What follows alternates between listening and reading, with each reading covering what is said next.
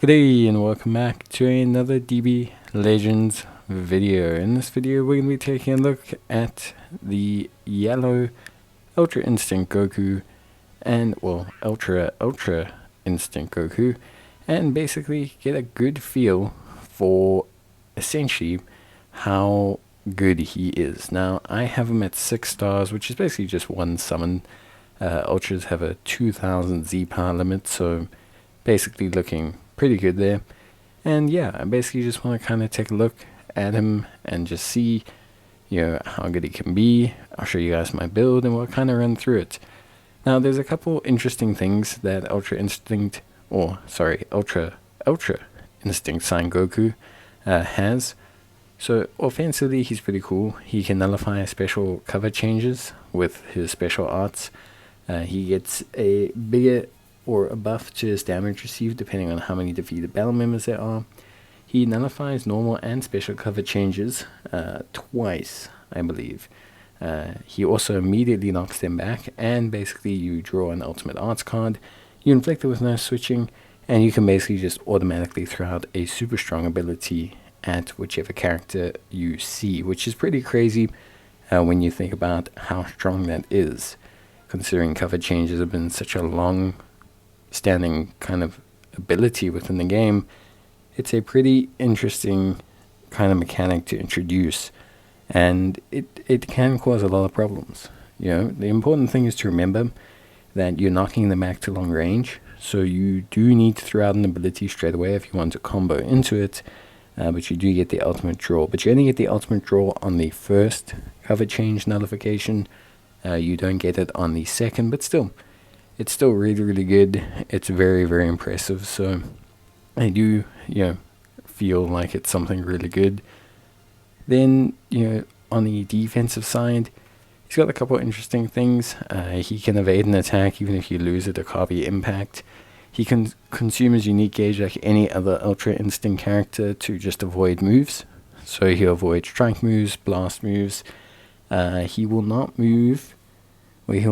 avoid special moves, and he won't avoid special card moves. But still, it's the Ultra Instinct technique, or the Ultra Instinct sign technique. He doesn't have the Ultra Instinct technique, which is to counter, obviously.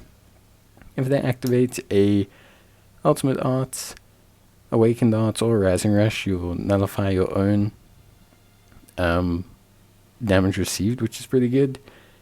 And then basically you reduce their vanishing key by 100 and their vanishing gauge to 0%, which is also pretty good if you manage to survive the special attack. In terms of equips, we have these ones here, mainly coordinating towards blast damage. I am indecisive between this last equip, whether I should prioritize more damage by going with this platinum equip, whether I should rather take the health, because he can feel a bit fragile, especially like without the nullification on the special moves. Like you can, once you run out of the gimmick, once you run out of the special gimmicks and things like that, you can tend to become a little bit weak. Like you can feel him kind of like getting kind of taken out, so to say, by certain units. Like he suffers a lot of damage, he takes a lot of damage, he doesn't come across very, very strong once all of the gimmicks run out. With that being said though, he is still really good, and it is still a very good performance by him. It's just he doesn't necessarily blow minds or anything. Now with that being said, he is really good. There are a couple of things to take note of with him. So first thing is his green card. So his green card gives him a 40% increase to his next blast arts card damage, which is really good, and it also nullifies enemy special actions that affect cover change. So the green card's really good to use to kind of press down on your opponent, and especially if you have a blast card in your hand, and you can do some pretty significant damage, which is really, really important. So the special cards are really, really good. The special move is also really, really good. His special move card deletes all your opponent's special arts cards and special moves cards. So it not only does quite a big chunk of damage, but it also destroys their special arts and moves cards, which is really good. His blast and strike do 20% increased damage, which is pretty decent. His ultimate attack is really good, so he gets 50% to his ultimate damage, it restores your unique gauge, and it gives the enemy a debuff of minus 20%. It also seals their Rising Rush, which is quite a big deal because Rising Rush is one of the few ways. Rising Rush and special arts cards are the few ways that you can really give this UI Goku like real problems. So it's very important. Aside from that, the copy impact ability is pretty nice. So basically, if you lose the copy impact, you will evade your opponent's attack and avoid taking damage, which will stop them comboing. But you won't win it. So it's not an auto win like the red Ultra Instinct Goku. It's like an auto evade if you lose. So you still do need to time it to win, and it only activates if you've got 30% gauge or more. So you can't just like bust it out realistically. Then basically the fewer battle members you have remaining, the bigger the buff to the damage inflicted you receive, which is pretty good stuff. Then, you know, in terms of other real like big ones is so the cover change ability. Now the cover change ability is really good. Obviously it's something that's super duper interesting. The ability to nullify cover change is very new to Legends, and it's a complete tempo changer.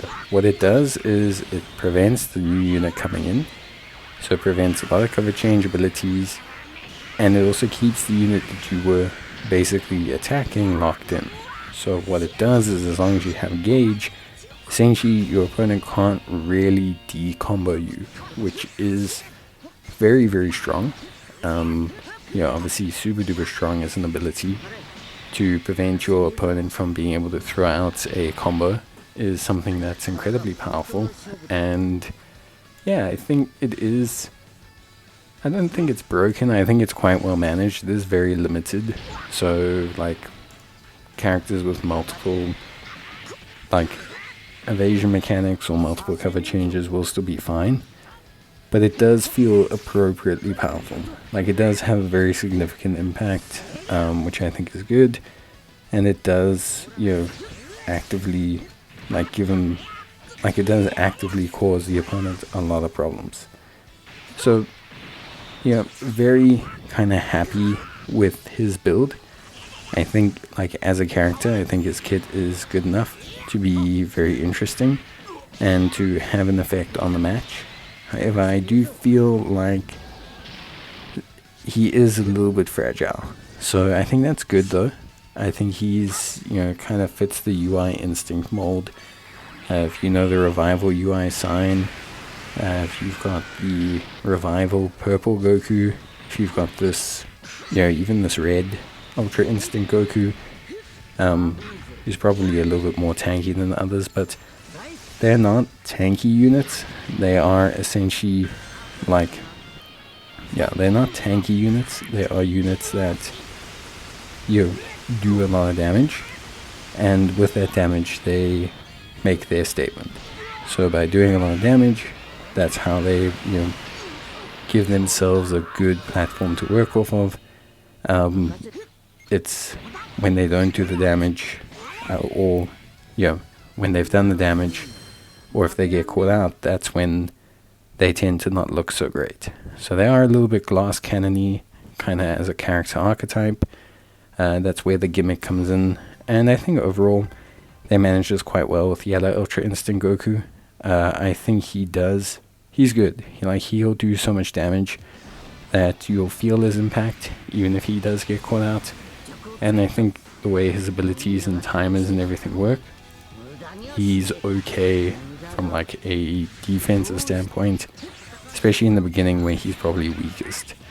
So I think for me he's good. He looks good, he feels good. I enjoy him. I've been enjoying using him. He definitely feels like one of the top characters in the meta. But he doesn't feel oppressive. That being said, he doesn't have a lot of big counters. The biggest counter to him right now will be the Beast Gohan. to a certain extent, and then the Ultra Vegito. But yeah, right now it's really feeling like he's in a good space. In terms of boosts, like in terms of yellow boosts, I don't know specifically of any outside of Bardock, I think, who are direct yellow boosts for him. And you'd have to run like a Sun family team, which is more than fine. But yeah, he doesn't feel like a multi-Zenkai boost character that you need to run. But you can multi-Zenkai boost him a lot. I'm having a lot of fun running the UI team, just in general. Like, it's just feeling very good. But you do need to really kind of practice or master their mechanic. Using their mechanic properly creates a very big difference between how you use a character, and I think it's super important that you basically practice their mechanics, because I think it is important when you're trying to use the UI Gokus to understand how their mechanics work. But yeah, that's basically it from me. Hope you guys enjoyed the video, and let me know what you think about UI Goku in the comments down below. But until then, I will see you guys in the next one. So as always, take care, stay safe, and share your equips and builds down below so that other people can see. And as always, thank you guys so much for watching. Bye.